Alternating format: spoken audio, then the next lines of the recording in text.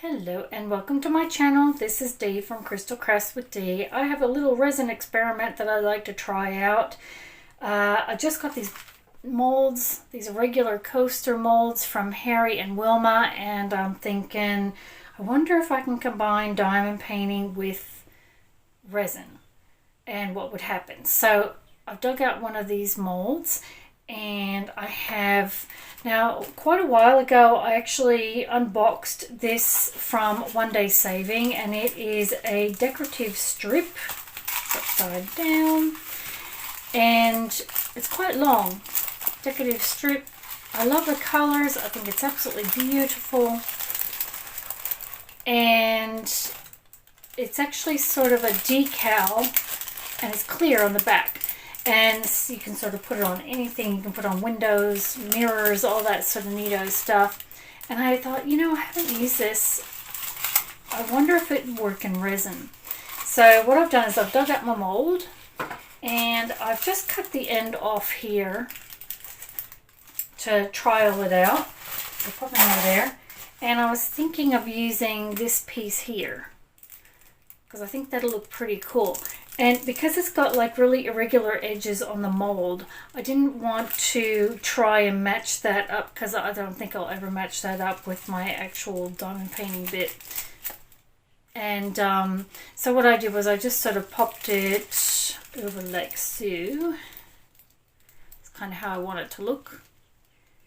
And then I just traced a bowl just to sort of get a guideline of sort of a circular edging, and I'll cut around that.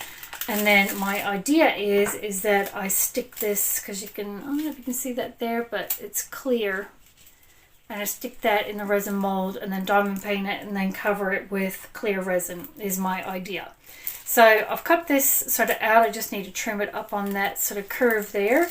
And then what I did was that's special drills too, by the way, for that diamond painting. And then I've already gone ahead and I've poured a very thin layer of white resin. And the idea that is I need something for this decal to sort of stick on, and then I can diamond paint it from there. So this is cured up and ready to go. It is very thin. I just covered the base with resin and let that cure. So that's ready to go. And then I've got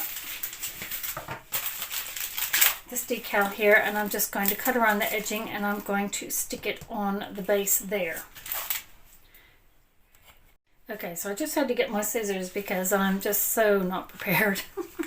So I'm just going to cut this just roughly around the bit where I've marked.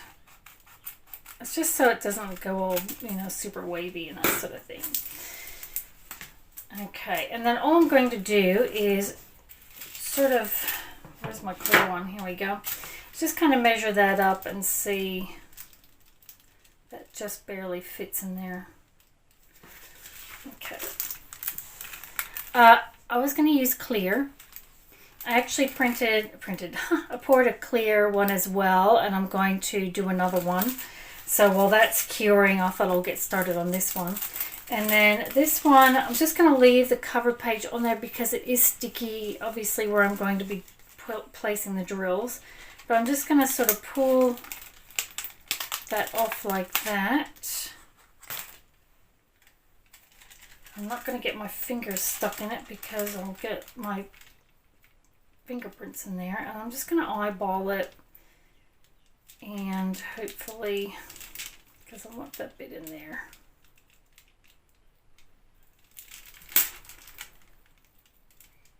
Like so. I think that looks all right. And then I've just done it off. It's out of whack a bit there. So I'm just going to cut that. So my idea is that it's got the sharp, like those edges there. I kind of want it to blend in a little bit better, but because it's going to be sticky, my idea is when I place the drills, it's not going to look like, you can go off the sort of picture a little bit, And that's kind of my thinking. I'll do that and hopefully it sort of looks like it's not quite so chopped.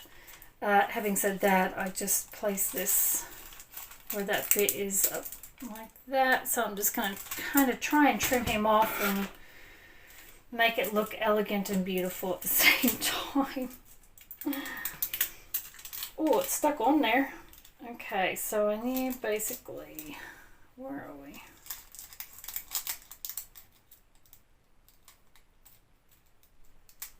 Just cut it like that, I guess.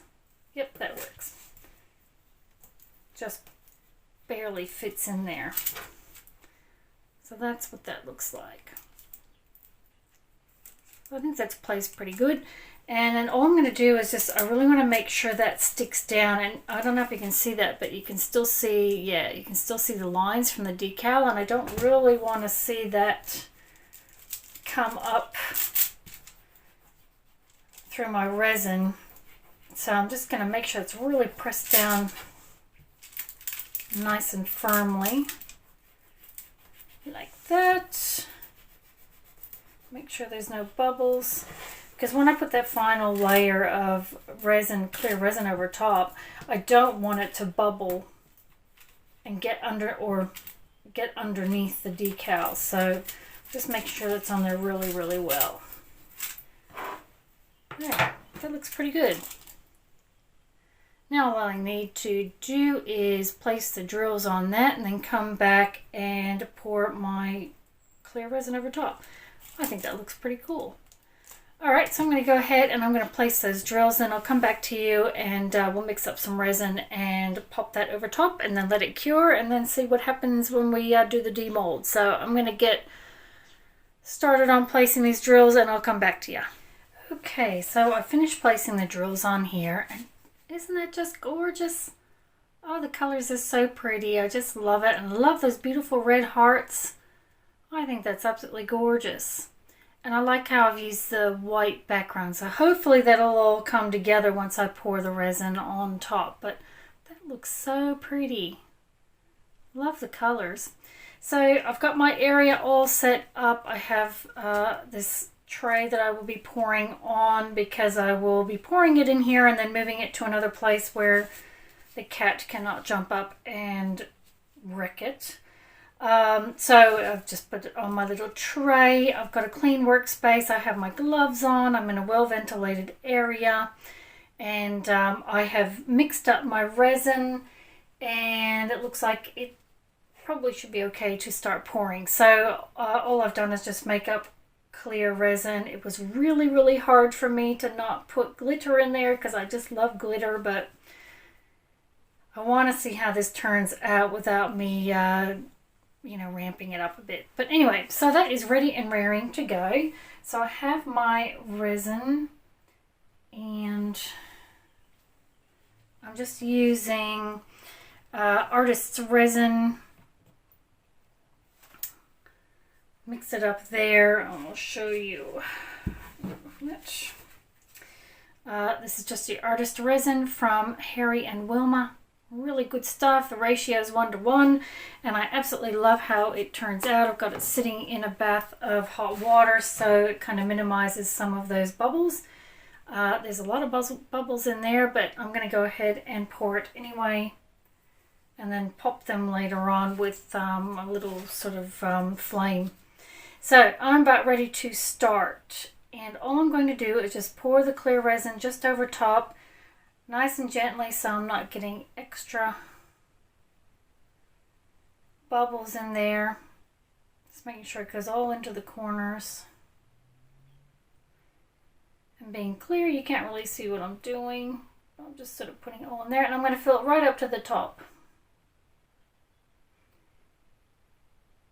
Just like so. Just making sure I'm getting in all those little areas there. It's looking pretty good and hopefully I will have mixed up enough resin.